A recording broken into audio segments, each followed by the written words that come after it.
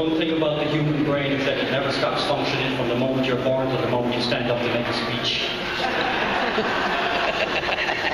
Before I begin, I just want to, I came here in 1987 to America from Ireland, and when I landed here I was told that Irishmen were not romantic. I want to put that to rest right now. I was asked recently to participate in a survey. Well, did I know what my wife's favourite flower was? Without hesitation, I was able to say, yes, it's Pillsbury. She uses it in all her baking. My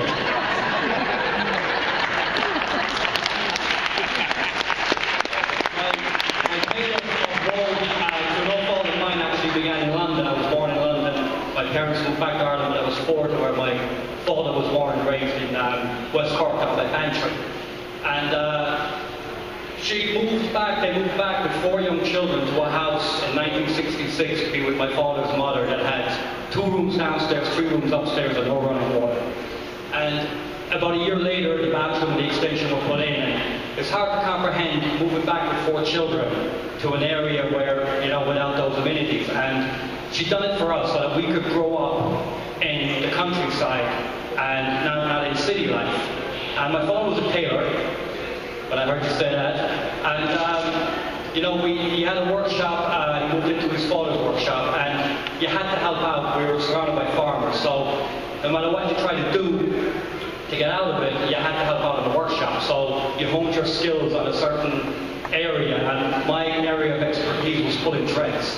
And I had no intention of expanding upon that, but expand you had to, and grew up in a time where there was one TV station, RT1, and the second one came online a few years later. But helping out in the workshop, my father worked there late at night. Some of the stories were incredible with the people coming around to hang out. And one such story was a neighbour, Charlie McCarthy, who went to Bantry. Cars weren't very popular back in, plentiful back in the late 50s or whatever. And he was leaving town pretty well armed, and he was swerving all over the road, and the guards finally stopped him and said, what's your name? He told him. He said, have you been drinking? He said, oh yeah, I had about 14 pints.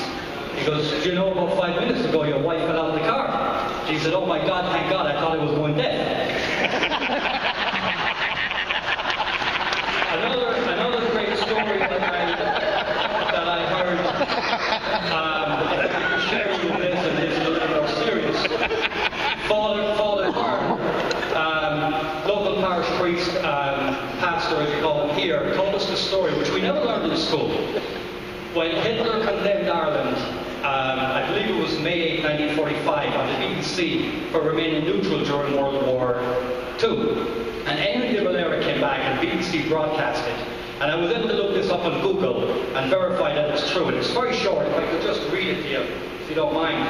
De Valera's response to Winston Churchill: could he not find in his heart the generosity to acknowledge that there was a small nation that stood alone, not for 1 year or 2, but for several hundred years, against aggression, that endured spoliations, famines, massacres in endless succession, that was clubbed many times into insensibility, but at each time, on returning to consciousness, took up the fight anew. A small nation that could never accept defeat and has never surrendered her soul. And I think that was powerful words from Éamon de Valera at a time when Ireland was under attack from Winston Churchill. We didn't have Angela's ashes at home. It wasn't like that, but money wasn't plentiful. And there was no such thing as vacations. So I remember going on vacation with my friends. We'd done a 2-week trip around Ireland, and I was one of the few people that had a car, a great car. You could hear it a half an hour before you actually saw it, so you were never going to get knocked down. But we took off on a Sunday, and the following Thursday, we were coming back so broke that I was turning off the engine coming down the hill so we wouldn't run out of gas. And I wouldn't mind, but we slept in the bloody car, so we didn't have to pay for bed and breakfast. Around this time, I met my wife, and who was born here in Brooklyn. She's here today. And I remember the night I proposed to her. It was the night I found out she had an American passport. I told you we were romantic. And our first daughter was born in Ireland, Laurie, who's also here. And, I came out here December 2nd, 1987, on my own, with $186 in my pocket, and the name and address of a woman that my mother-in-law worked with in the phone company. I was able to get a job, and get a second job. I got Maury and L'Oreal here, February 19th, 1988. I went for a super's job. I know my speech is going on a bit longer, I'm sorry. But went for we found out about a super's job, which was a good opportunity, and went for the interview the day after they arrived. And I knew nothing about construction. I called the guy, he said, tell him you're in construction, you'll be fine. But I also knew nothing about sheetrocking.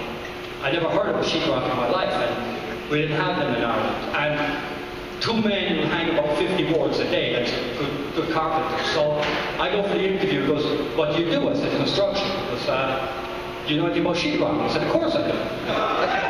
He goes, how many boards would you hang in a day? I said, about 140. He went like this.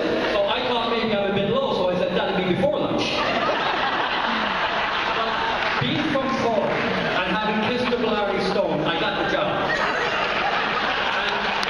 We were there for about 10 years, and it gave us a great opportunity. It wasn't easy, but it gave us a great opportunity to save. And, you know, I love Ireland. It's part of who I am. It's my culture. I go back almost every year, and there's a sense of belonging when that plane touches down that you can't explain.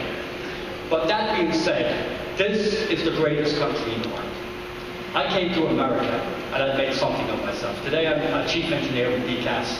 And, you know, you will never get the opportunity that this country and this city gives you anywhere in the world.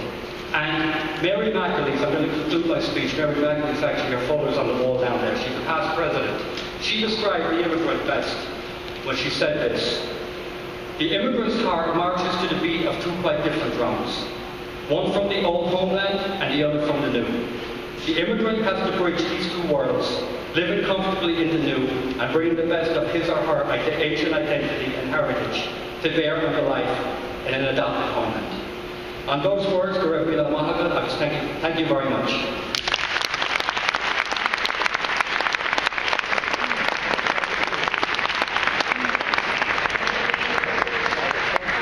I put this program together because I wasn't smart enough not to put myself coming up after him.